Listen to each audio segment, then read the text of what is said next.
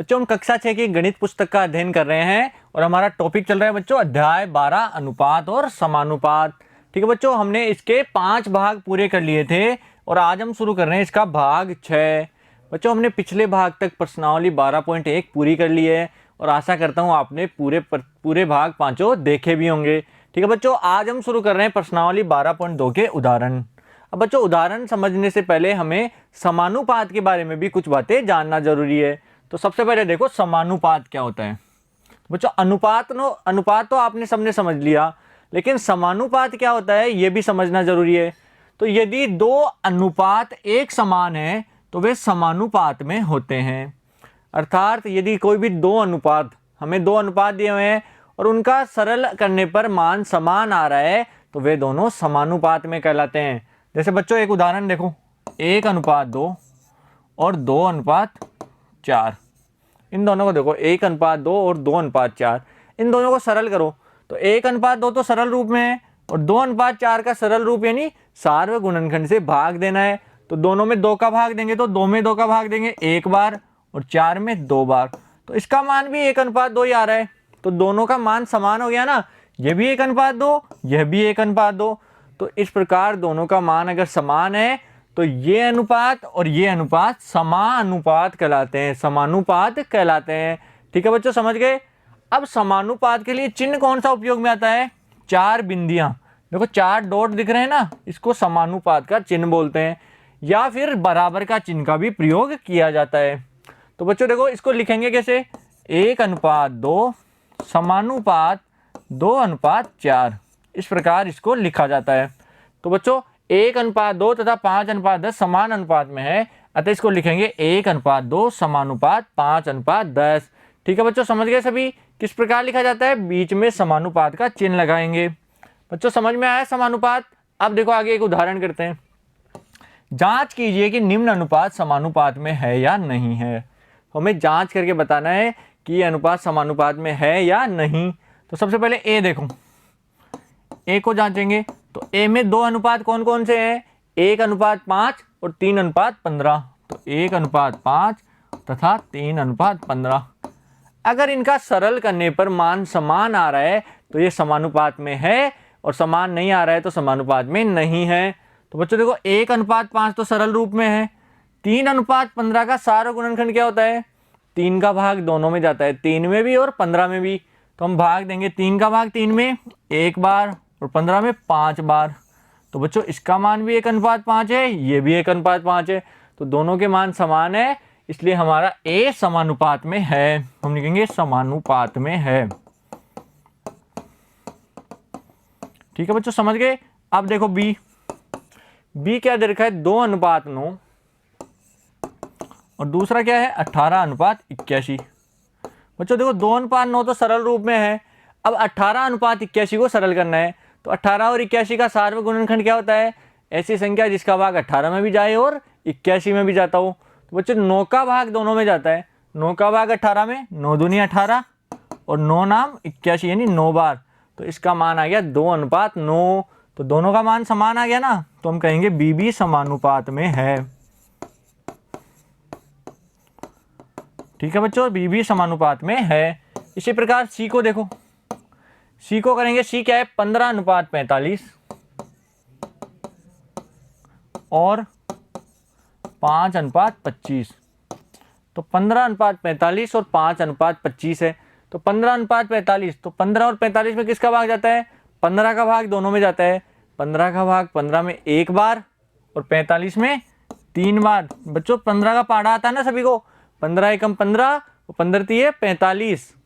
ऐसे बच्चों 5:25 में किसका भाग जाता है? 5 का भाग जाता है दोनों में, तो 5 में 1 बार और 25 में 5 बार। अब बताओ 1:3 और 1:5 क्या बराबर हैं, समान है? तो ये समान नहीं है, तो हम क्या लिखेंगे कि समानुपात में नहीं है, मात में नहीं है। ठीक है बच्चों, समझ में आ गया सभी को? ये दोनों समानुपात में नहीं है। इस प्रकार हम किसी भी 2 अनुपातों की तुलना करके बता सकते हैं कि वे अनुपात समानुपात है या नहीं है। ठीक है बच्चों, समझ गए। अब देखो आगे, समानुपात में क्रम में ली गई चारों राशियां पद कहलाती है। कोई भी समानुपात होता है ना, उसके अंदर जो चारों राशियां होती है वो क्या कहलाती है? पद। अब चार राशियां कौन सी? जैसे 1:2 समानुपात 5:10। इसके अंदर देखो 1 2 3 4, ये चार राशियां दी हुई है, तो ये चारों क्या कहलाएगी? पद कहलाएगी। पहले तथा चौथे पद को चरम पद कहते हैं। इसमें कौन कौन से पद बच्चों? पहला और चौथा।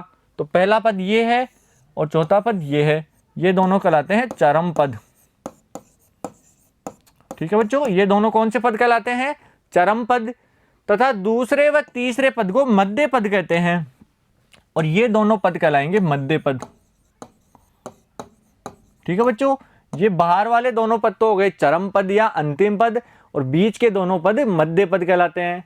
अब जैसे बच्चों उदाहरण में देखो 35:70 2:4, 35:70 समानुपात 2:4।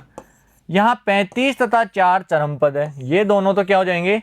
चरम पद, और ये 70 व 2 क्या हो जाएंगे? मध्य पद कहलाते हैं। ठीक है बच्चों, समझ गए? समानुपात के चारों संख्याओं को पद कहते हैं, और दोनों अंत वाले पद होते हैं चरम पद, और बीच वाले दोनों पद कहलाते हैं मध्य पद। ठीक है बच्चों, समझ गए सभी? अब देखो आगे उदाहरण नंबर 8, प्रश्नावली 12.2 का उदाहरण नंबर 8। क्या अनुपात 25 ग्राम अनुपात 30 ग्राम और 40 किलो और 48 किलो समानुपात में है या नहीं है? हमें बताना है कि यह समानुपात है या नहीं। तो सबसे पहले देखो एक नंबर का अनुपात क्या है? 25 ग्राम अनुपात 30 ग्राम, और बी नंबर का अनुपात क्या है बच्चों? 40 किलोग्राम अनुपात 48 किलोग्राम। तो बच्चों इनका अनुपात निकालेंगे। पहले तो इकाई देखो, यहाँ भी ग्राम है यहाँ भी ग्राम है, तो इन दोनों का अनुपात निकल जाएगा। यहाँ किलोग्राम और ये भी किलोग्राम है, तो ये दोनों भी इकाई समान है। तो इकाई समान होती है तभी हम अनुपात निकालते हैं। अब देखो 25:30। अब 25 और 30 का सार गुणनखंड क्या होता है? जिसका भाग 25 में भी जाए और 30 में भी। तो बच्चों देखो 5 का भाग दोनों में जाता है, तो 5 का भाग 25 में 5 बार और 30 में 6 बार। तो कितना आ गया बच्चों? यहाँ लिख देंगे 5 से भाग देने पर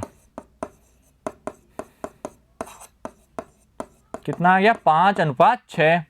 ऐसे ही बच्चों बी में देखो 40 किलो और 48 किलो, तो 40:48। अब बच्चों 40 और 48 में सारों गुणनखंड क्या है? ऐसी संख्या जिसका भाग दोनों में जाता है, तो 8 का भाग दोनों में जाता है। तो 8 का भाग 40 में 5 बार और 48 में 6 बार, और लिख देंगे 8 से भाग देने पर।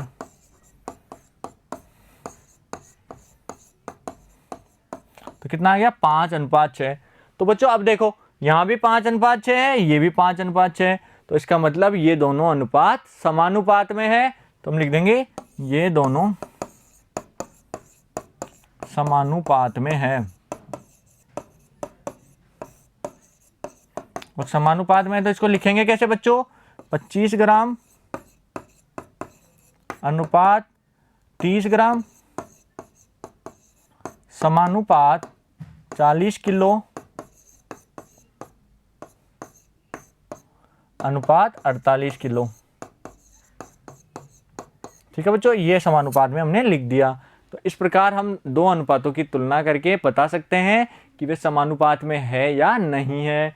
तो बच्चों उदाहरण 8 समझ में आ गया सभी के? उतार लो इसको कॉपी में। ठीक है बच्चों, अब देखो आगे उदाहरण नंबर 9। क्या 30, 40, 45 और 60 समान अनुपात में है या नहीं है? हमें क्या बताना है कि 30, 40, 45 और 60 ये जो चारों क्या समानुपात में है या नहीं। तो इनको पहले दो अनुपातों के रूप में तोड़ेंगे। तो पहला क्या हो जाएगा? 30:40, और दूसरा हो जाएगा बच्चों 45:60। अब इनका अनुपात देखो 30:40 है, तो 30 और 40 का सारे गुणनखंड। तो बच्चों पहले तो देखो दोनों में एक जीरो है, तो एक जीरो से एक जीरो कैंसिल हो गई, तो क्या आ गया? 3:4। और ये सरल रूप भी है तो 3:4 आ गया। इसी प्रकार दो में देखो 45:60, 45 और 60 का सारे गुणनखंड क्या होता है? 15। 15 का भाग 45 में 3 बार और 60 में 4 बार, और कोष्टक में लिख दो 15 से भाग देने पर।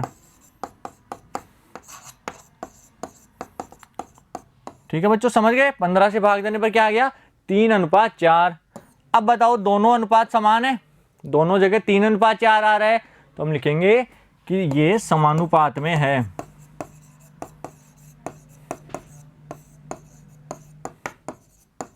और समानुपात में कैसे लिखते हैं? 30:40 समानुपात 45:60। ये हमारा आंसर हो जाएगा। ठीक है बच्चों, समझ गए? दोनों को अलग अलग अनुपात में लिखा, फिर उनको सरल किया, तो सरल करने पर मान समान आ रहा है, तो इसका मतलब ये दोनों अनुपात समानुपात में है। ठीक है बच्चों, उदाहरण 9 सबका क्लियर होना चाहिए। समझ में आ गया सभी के? उतार लो कॉपी में। अब देखो आगे उदाहरण नंबर 10। क्या 15 सेमी का 2 सेमी से और 10 सेकंड का 3 मिनट से अनुपात एक समानुपात है या नहीं है? तो 15 सेमी का 2 सेमी से, तो पहला अनुपात तो क्या है? 15 सेमी और 2 सेमी। और दूसरा क्या दे रखा है? 10 सेकंड और 3 मिनट। तो बच्चों सबसे पहले बताओ इकाई देखो, यहाँ सेमी और सेमी दोनों इकाई समान है, तो इसको हम लिख देंगे 15:2। और ये सरल रूप भी है, क्योंकि 15 और 2 का कोई सारे गुणनखंड नहीं है, इसलिए 15:2 सरल अनुपात भी है। जबकि 2 में देखो, ये सेकंड है और ये मिनट है, तो दोनों को इकाई समान करनी होगी। तो बच्चों मिनट को सेकंड में कैसे बदलते हैं? हमें पता है कि 1 मिनट में कितनी सेकंड होती है बच्चों? 60 सेकंड। ठीक है बच्चों, तो 3 को 60 से गुणा कर देंगे, तो यहाँ तो आ गया 10 और 3 गुणा 60, तो ये भी किस में आ गया? सेकंड में। और 10 भी किस में है? सेकंड में है। तो अब दोनों की इकाई समान हो गई, तो अब हम दोनों का अनुपात निकाल सकते हैं। तो 10:180, 3 को 60 से गुणा किया तो 180 आ गया। तो अनुपात कितना आएगा? देखो 1 0 से 1 0 कट गई, तो 1:18।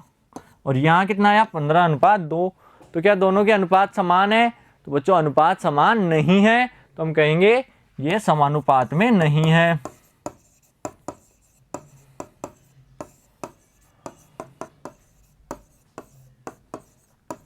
तो बच्चों क्या पूछा था? क्या ये समानुपात बनाते हैं? तो ये समानुपात नहीं बनाते हैं, ये हमारा आंसर हो जाएगा। ठीक है बच्चों, उदाहरण नंबर 10 सबके समझ में आ गया? उतार लो इसको कॉपी में। तो बच्चों हमने प्रश्नावली 12.2 के सभी उदाहरण पूरे कर लिए हैं, और आशा करता हूँ आपको अच्छे से समझ में भी आए होंगे।